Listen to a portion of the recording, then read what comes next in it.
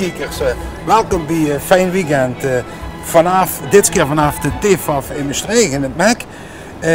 Ik heb totaal geen idee wat de kunst is, dus ik heb nu een echte kunstenmaker meegenomen, de heer Lou Tisse.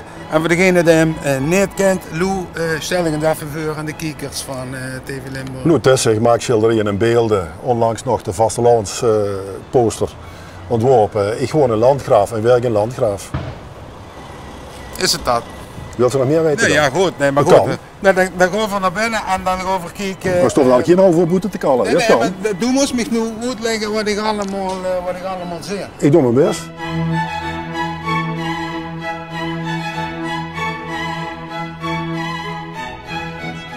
Ja, we zijn binnen. Ze hebben ons binnen gelaten. En de kunstenmaker en degene kunstenmaker. En dan steeds in die hal met die bloemen. De eerste indruk is al geweldig. Is dit flower art? Dat is fantastisch. Nee, maar dat is fantastisch. Ja, het mooie is dat het via een soort druppel ondervult, hè. Door die vorm. Het is net een druppel van bloemen. En dat vind ik wel mooi contrasteren met die marmerwand. Ja. Hebben we nog geen schilderij gezien? Ja, dat is enorm hoor.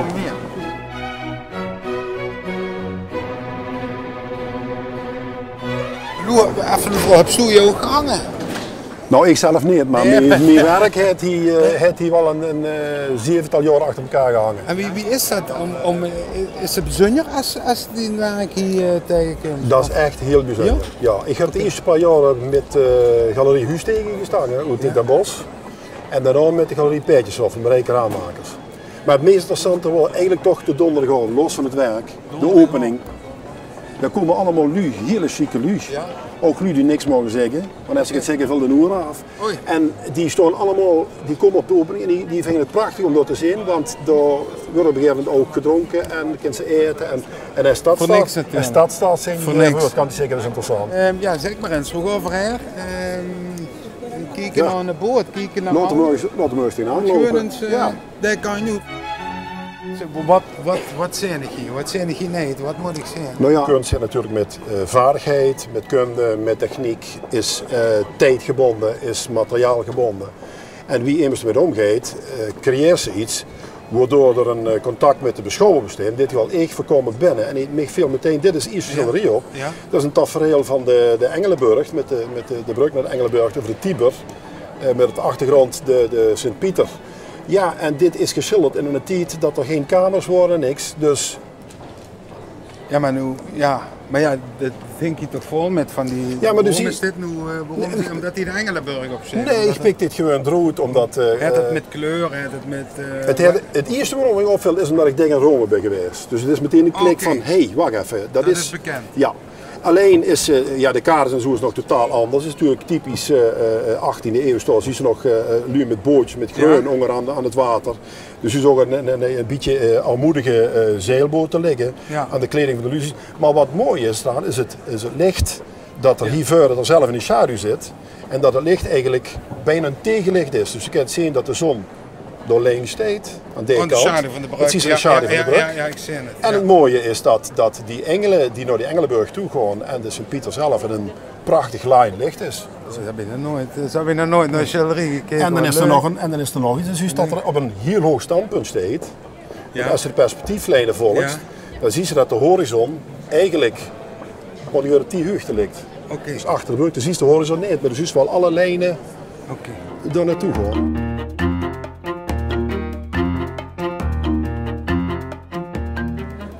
Hey, we zijn hier ergens, ja, ik weet niet wie dat is, maar kent ze niet dat al die Keniërs die kopen zich vandaag allemaal kapotte spijkerbooks. Weet ze niet, betalen €100 voor een kapotte spijker.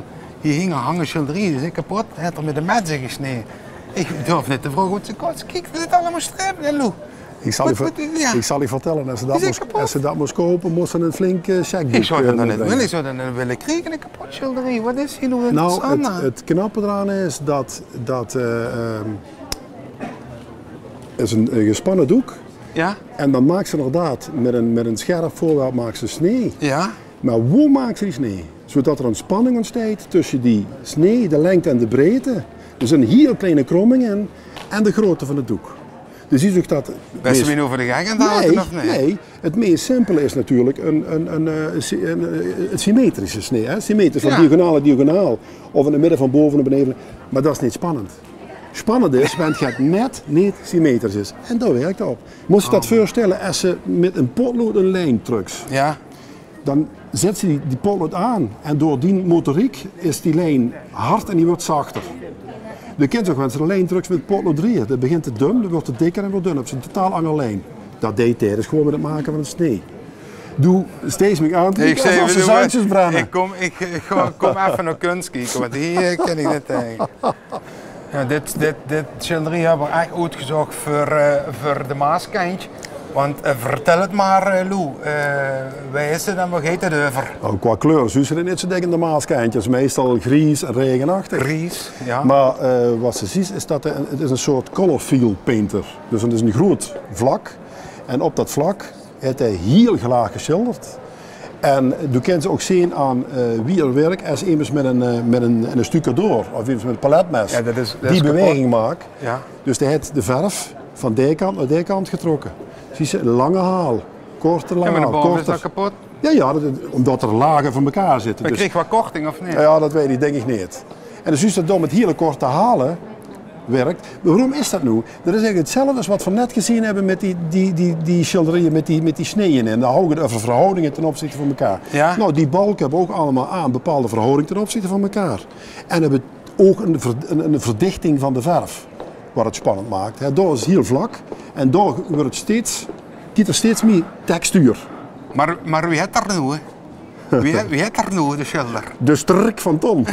Nee, wie heeft daar Richter. Nu? Richter. Richter, de werk in Aken-omgeving. Oh, dat is van Corby. Ja. Een rode Richter. Ja, nou Zweedse uitruiver. Ja. Dat is gewoon een Hollandskale.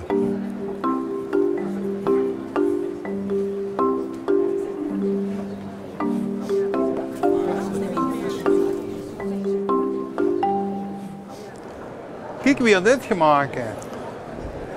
Ja, toen begint het uit schilderijen en dan ben je nu weer hier bezig. Ja, dat is voor dich natuurlijk een kinderspeeltuin. Met die kleur blauw.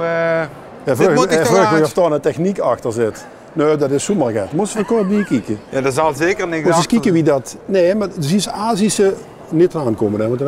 Je ziet verschillende kleuren blauw. Hè. Dat gaat van kobaltblauw naar ultramarijnblauw. Het lijkt wel in een mozaïek, man. Ja, maar dat is het ook. Die verf is zo opgebracht. Het zou best kunnen zijn dat er het met huidjes gedaan heeft, met driehoekige stukjes. Wie lang is er daar mee bezig geweest? Ja, hoe lang is Michelangelo met zijn Pieter bezig geweest? Wat heeft er daar nou gemaakt? Ook stempeltjes. Ja, toen hebben ze het stempeltjes, maar zo gaat is het, joh. Ja, zo'n stempeltjes. Ja, maar gewoon stempeltjes. Maar zie je ook wat er voor een ritme in zit.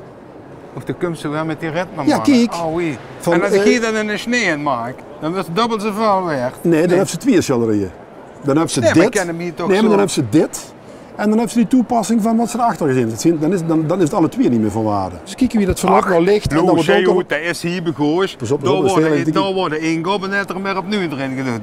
Weet je wat ik niet snap? Je geeft toch geen verhalen Weet je wat ik niet snap? Dat hier geen werk van dik hinkt. Nee, maar Lou, dat is allemaal zo simpel. Alsjeblieft, doe steeds een uur te vertellen over en wordt door de één gob gegeven. Ja, maar zie je ook dat kijk, de wedstrijd een plat vlak is. En als je langer kijkt, dan zie je door het ritme van donker naar licht, dat dit blokje 20 centimeter voor dat blokje zit. Dus er steekt niet alleen een ritme door de verschillende kleuren, maar er steekt ook een reliefwerking. Kijk dan eens, laten we eens rustig op die inwerken. Ik volgens mij heb ik helaas bij aan de nee, hol dat bord weg. Ja, ik hoop dat die plank nog... Ja, dat kumpel goed. Oké. Als we met dekje nog met meetgeest, dan kunt dat goed. Ja, is goed. Oké. Er staat dus een beeld achter me. Dat heeft geen piemel. En toen kwam ik Lou die wist te vertellen dat er in Griekenland waren. Grieken een piemelfabriek bestond. Welk jaar hebben we het dan? Geen idee, dat weet ik niet. Ik weet alleen dat het een leuke anekdote is. Want ik ben dat gaan opzoeken omdat ik zelf op een gegeven moment ook verbaasd word over het feit dat al die mannen torsen dat die hun denk kwijt worden. Ik denk, wie kan dat nu? Die kan dit zomaar afgebroken zijn. Nee, maar die worden, dat heb ik dus gezegd, die worden dus losgemaakt in alle moten en soorten. Oh, en dat hebben we dan niet eraf gehouden. nee. Dat ook in dat de geslacht, ja. Dat door aan de overkant. Dat ook in... Nee, meneer. Dat beeld. En hoe kijk dat beeld dat ook in de piemel. Ja, klopt. Nou, dan zie je dat ik geen hond in verkoop. Ja, maar waarom kopen ze dan in de piemel? Ja, weet je uit welke tijd dat beeld komt? Dat heeft er wel aangezeten. Oh, wat heeft er wel aan? Ja, zeker. Als mensen er nu een fabriek is die dat inhoudt. Nee, maar ik bedoel, waarom verkopen ze hem? Dus het beeld is eigenlijk niet compleet? Nee, eigenlijk niet. Ah, Nee. en toch volgen ze dan nog... Ondanks dat denkt erin aan, maar ja. Dus we gaan dan met metskes niet, we gaan piemelen eraf houden en we gaan... Ja, dat geef ik niet. Hé, maar Lou, ik vond het chic dat ze met mij met was gegaan. Oké, ja, gedaan. We gaan nog even een rondje lopen. Ja. En dan, maar Lou, heerlijk bedankt voor Ja, de gedaan, joh. uitleg. Ik vond Ja. het chic.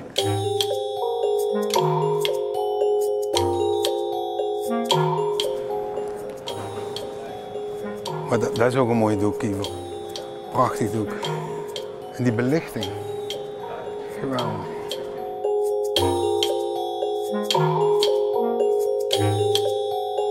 Dit wordt Fijn Weekend vanaf de TFAF in Maastricht. Nog één correctie, Lou Tisse, dus Axwaal, hij is geen Tony Meijzen op de TFAF tegen Joal, de is er wel. Kijk maar eens zien even mij. Je staat een richtige Tony Meijzen uit de Ding-dynastie. Toen worden er al veel bekender als die. Nee, dat was een grapje. Hey, heel bedankt voor het kijken, ik hoop dat je genoten hebt. En tot in de volgende Fijn Weekend. Kijken naar TV Limburg. Dag.